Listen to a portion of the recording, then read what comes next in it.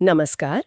आज हम एक बहुत ही दिलचस्प विषय पर बात करने वाले हैं। जी। श्रीहित प्रेमानंद जी महाराज के प्रवचनों के कुछ खास अंशों पर, जहां वो आध्यात्मिक साधना के बिल्कुल सार की बात करते हैं। हाँ, और इसमें हम खास तौर पर देखेंगे कि नाम जप में कितनी शक्ति है और संतों की संगति क्यों इतनी जरूरी बताई गई है। बिल्कुल।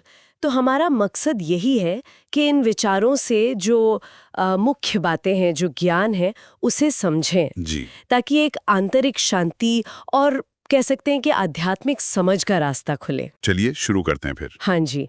तो सबसे पहले बात करते हैं भगवान के नाम की महिमा की, और खासकर राम नाम की। महाराज जी कहते हैं कि स्वयं भगवान भी अपने नाम की पूरी महिमा नहीं बता सकते। ये तो बड़ी गहरी बात है। हाँ, ये बहुत बड़ी बात है। मतलब नाम इतना शक्तिशाली है कि उसकी पूरी व्याख्या संभव ही नहीं। और ये भी कहा गया है कि नाम के बिना आप भले ही गंगा किनारे बैठे हों जी। या कल्पवृक्ष के नीचे, शांति नहीं मिलेगी, दुख बना रहेगा। बिल्कुल। और इसका कारण भी समझाया गया है वो अंक वाले उदाहरण से। जी। जैसे मान लीजिए आपने बहुत सारे साधन किए, व्रत, यज्ञ, तीर्थ, हाँ हाँ। तो वो सब शून्य की तरह हैं, जीरो। उनमें अपने आप में शायद उतना बल ना हो, अच्छा लेकिन जैसे ही राम नाम रूपी एक का अंक साथ लगता है तो उन शून्यों का मूल्य बढ़ जाता है, 10 गुना, 100 गुना। अरे वाह। मतलब नाम जप सिर्फ एक और चीज नहीं है लिस्ट में, बल्कि वो बाकी सब साधनों को वैल्यू देता है, उनको सार्थक बनाता है। एग्जैक्टली।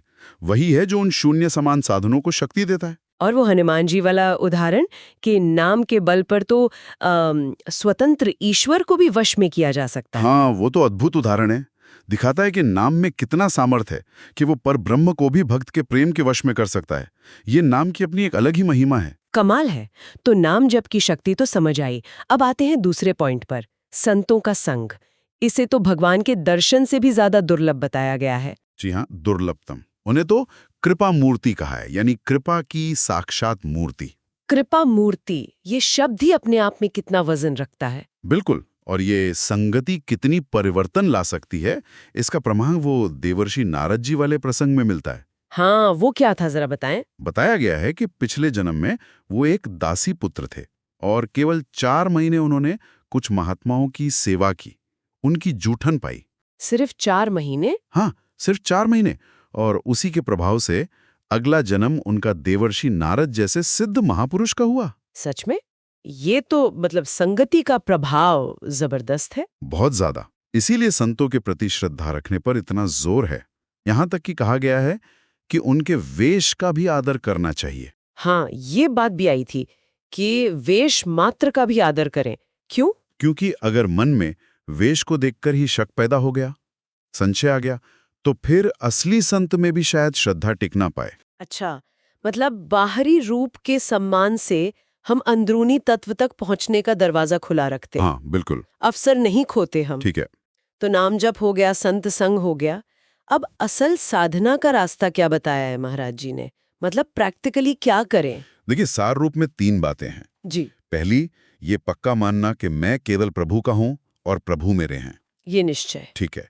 दूसरा, लगातार नाम जप, जितना हो सके नाम का सुमिरन। और तीसरा? तीसरा है अपने अंदर के दुर्गुण, जो बुरी आदतें हैं, बुरा आचरण है, उसका त्याग करना। बस? हाँ, मतलब प्रवचन के अनुसार इतना अगर कोई कर ले तो जीते जी मुक्ति संभव है, भगवत प्राप्ति हो सकती है। सुनने में तो ये सीधा लगता है, लेकिन असल जिंदगी में मुश्किलें आती हैं। लोग निंदा करते हैं, आलोचना करते हैं, उसका सामना कैसे करें? हाँ, ये बहुत प्रैक्टिकल सवाल है और इसके लिए भी मार्गदर्शन है। जब कोई निंदा करे तो सबसे पहले अपने अंदर झांके। ओके। अगर वो दोष सच में हमारे अंदर है तो भाई धन्यवाद करो उसका और सुधार करो। और अगर ना हो तो? और अगर वो दोष हम में नहीं है तो उसे भगवान की कृपा समझो या परीक्षा समझो और शांति से सहन कर लो। सहन कर लो।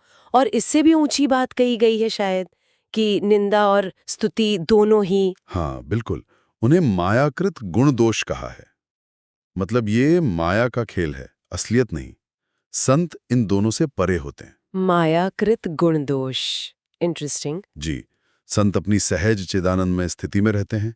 उन्हें ना स्तुति से फर्क पड़ता है ना निंदा से।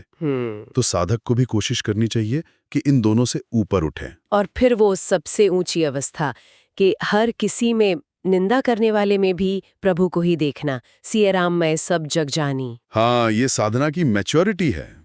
ये समझना कि बाहर का व्यवहार तो प्रकृति के गुणों सत्व रज तम की वजह से है, पर अंदर तो सब में वही ईश्वर बैठा है।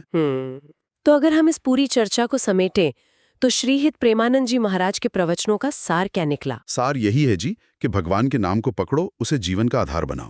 पहला। दूसरा, सच्चे संतों ज्ञानियों की संगति खोजो, उसे बहुत कीमती समझो। दूसरा। और तीसरा, लगातार अपनी कमियों को देखो, उन्हें दूर करो, खुद को शुद्ध करो। तो नाम, संगति और आत्मशुद्धि, जी, यही रास्ता है आध्यात्मिक शांति और उन्नति का। बहुत सुंदर। और जाते जाते श्रोताओं के लिए एक विचार छोड़ जाते हैं। हाँ बिल्कुल। प्रवचन में ये जो बात कही गई कि आलोचना करने वालों में भी ईश्वर को देखो, ये सिर्फ एक आइडिया नहीं है। नहीं। अगर हम इसे सच में अपने रोज के व्यवहार में, अपनी प्रतिक्रियाओं में उतारने की कोशिश करें तो ये हमें कहाँ ले जा सकता है? क्या ये सिर्फ सहनशीलता होगी या उससे आगे बढ़कर एक सक्रिय स्वीकारती, एक गहरा संभाव? सोचने वाली बात है।